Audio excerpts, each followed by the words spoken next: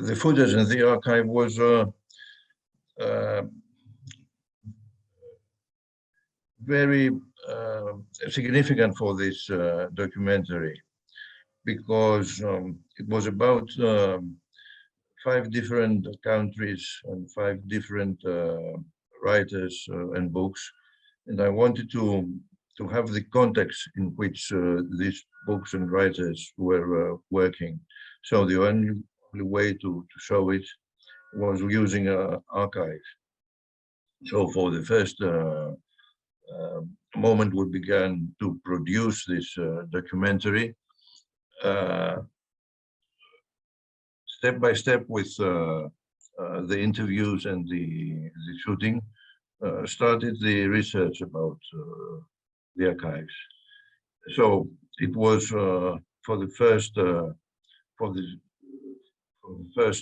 moment we started the project.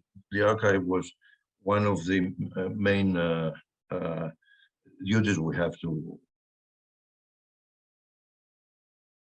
It was a challenge for me. It was very interesting because I'm also a writer. I read also crime novels, so I know I was approaching from 2 different aspects this documentary, as a writer and as a director simultaneously, and also as a director. I have seen a lot of documentary films on the same subject. I mean, the subject of the context in which some of our books and writers were working.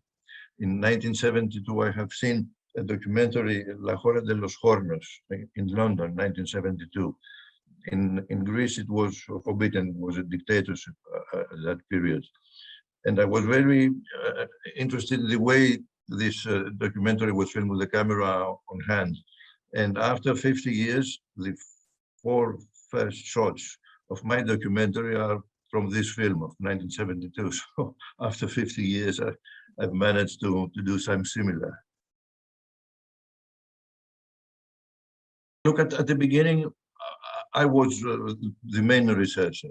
Then also the Greek producers were very keen in searching footage.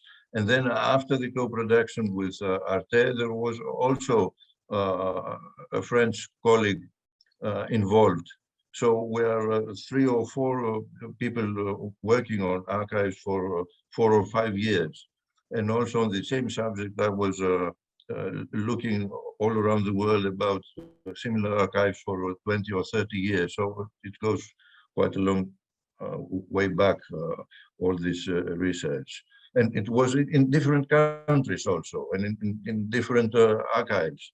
I mean, we worked with Associated Press archive, but also with Filmoteca in Mexico, with Peruvian archives, also with a Greek Mexican photographer, Medinidis, who specialized in photographing crime scenes, and we have access to his archive. And also with a Greek DOP, Alexis Grivas, who was the main DOP of Mexican cinema in the 70s. And he was by chance in Chile when the Pinochet coup d'etat occurred. So he has filmed the very first days of the coup d'etat there, and he gave me his archive. Archives in Mexico and in Peru were through the writers. I was interviewing them and were working on this project. I mean, in Peru, the writer Santiago Roncaliolo was the go-between the Peruvian archive and us, and Paco Taiboy in Mexico between the Filmoteca of Mexico and us, and we have access in this archive through these writers, and the archives of Mexico and Peru were quite significant for this project. Oh, no, it was a great challenge, and in a way, the archive was the connecting point between the books, the writers, and the big cities. The archive was the way you can um, make the connection through the images, and also to go back in the history of these books and writers. I mean, in the 70s, and also to see the evolution of this genre from the 70s to the 21st century.